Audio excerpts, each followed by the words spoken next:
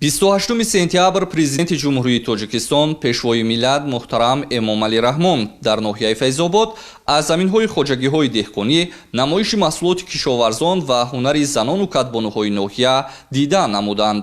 Сарвари давлат муҳтарам Эмомалӣ Раҳмон нахуст бо ҳосили фаровони зироаткорӣ ва нашъунамои кишти такрорӣ дар заминҳои хоҷагиҳои деҳқонӣ шинос шуда, ба меҳнати содиқонаи аҳли заҳмати ноҳия баҳои баланд доданд. фаровонии маҳсулоти кишоварзӣ дар заминҳои кишт аз меҳнати созанда ва истифодаи самараноки ҳар қитъа замини коранд дар ноҳияи Файзобод шаҳодат медиҳад. Дар ноҳия ҷамъоварии ҳосили помидор, ҷувори маккаи дон, қаламфури булғорӣ ва лӯбиёдонагӣ ки самараи кишти такрорӣ аст, бо маром идома дорад. Бояд гуфт ки иқлими ноҳия барои кишт ва ба даст овардани ҳосили зиёду босифати навъҳои гуногуни помидор, картошка, қаламфури булғорӣ ва меваҷот хеле мусоид мебошад.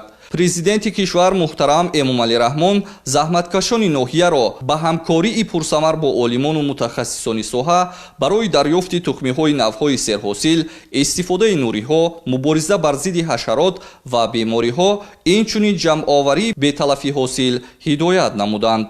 кишоварзони ноҳияи Файзобод дастуру ҳидоятҳои пешвои миллат муҳтарам Эмомалӣ Раҳмонро дар самти таъмини амнияти озуқаворӣ, самараноку оқилона истифода бурдани ҳар қитъа замини корам сармашқи кори худ қарор дода, ҳама сола бо гирифтани ҳосили дилхоҳ ва фаровонӣ дар бозори истеъмолӣ саҳми шоиста мегузоранд. 60 سال میشه که من دهقانم اویلوی مهنت کردیم. من پمیدار داریم، بادرینگ داریم، گلکرم داریم، جگاری داریم، کپوست داریم. همین نوعا را نیسبش مثال کشتی تکراریه و نیسب دیگرش کشتی بر وقتی. همین را کش کردم. من کشتای بر وقتی رو برآورده به سودا دادگیم، زندگی منو برسوندیم. انا ماندگیش من نه وقت سر کرده حاصل داد شده بر روزای نزدیک برآورده در سودا میمونیم. جناب عالی چند بارها گفتن که شما امکانیت شود 2 ساله ذخیره‌تان مثال تیار کرده بیستی که دنیا رو فهمیده نمیشه. همون سخنا رو ما دستور عمل خود کرده 2 ساله ذخیره دارم. тавре эътило додан дар ноҳияи Файзобод зиёда аз 3941 хоҷагии деҳқонӣ фаъолият дошта, кишоварзон ҳама сола бо истифодаи пурсамари ҳар қитъа замин ва тухмиҳои серҳосили зироат дар асоси маслиҳати мутахассисони соҳа маҳсулоти фаровон ба даст меоранд. Дар намоишгоҳ беҳтарин навъҳои маҳсулоти кишоварзӣ аз ҷумла сабзавот, анвои гуногуни мева дар шакли тару хушк, маҳсулоти консервашуда, полезӣ ва ғалладонагию лӯбиёгиҳо ки дар кишти тирамоҳию баҳорӣ бо истифода аз тухмиҳои аъло сифат ва риояи қоидаҳои агротехникӣ ба даст омадаанд, ба таври васеъ ба намоиш гузоштанд. ноҳияи Файзобод яке аз ноҳияҳое ба шумор меравад ки дар қатори парвариши дигар зироатҳои кишоварзӣ, парвариши оилаҳои занбури асал ва истеҳсоли асал хуб бароҳ монда шудааст ва ин ноҳия низ яке аз ноҳияҳое ба шумор меравад ки обу ҳаво ва иқлими ноҳия барои парвариши оилаҳои занбури асал ва истеҳсоли асал ниҳоят мусоид аст. дар ноҳия то соли 2006 ҳамагӣ 3000 оилаҳои занбури асал парвариш меёфт ва истеҳсоли асал аз 55 тонн зиёд набуд. айни замон бо қабули барномаҳои соҳавӣ ки аз ҷониби ҳукумати ҷумҳурии Тоҷикистон ва махсусан аз тарафи пешвои муаззами миллат президент ҷумҳурии Тоҷикистон муҳтарам Эмомалӣ Раҳмон дастгирӣ ёфт ва аллакай 4-ум барномаи соҳа роҳандозӣ мегардад.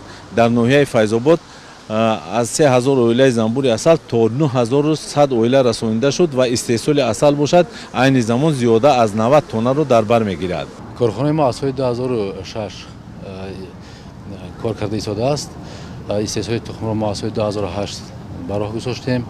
این زمان در کارخانه ما استحصال تخم در یک شبانه را 200,000 دانه تخم تشکیل می‌دهد. بازار کشور همین شبانه روز ما خوب تامین کرده ایستاده ایم. در بازارهای داخلی طلبات خیلی زیاد است. برای همین ما نقشه خود را در آینده خیلی چو وسیع کردن است.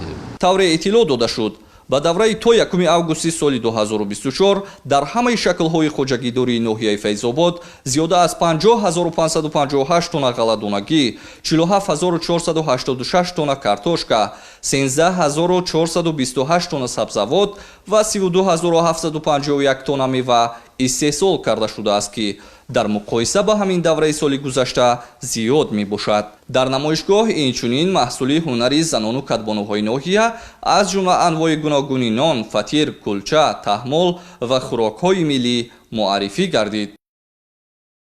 президенти кишвар муҳтарам Эмомалӣ Раҳмон ба масъулин ва деҳқонони ризқофар барои боз ҳам баландбардоштани иқтидори истеҳсолӣ, беҳдошти фарҳанги заминдорӣ, истифодаи заминҳои бекорхобида, ҷорӣ намудани технологияҳои пешрафта ва баландбардоштани ҳавасмандии саҳмдорон дастуру тавсияҳо доданд.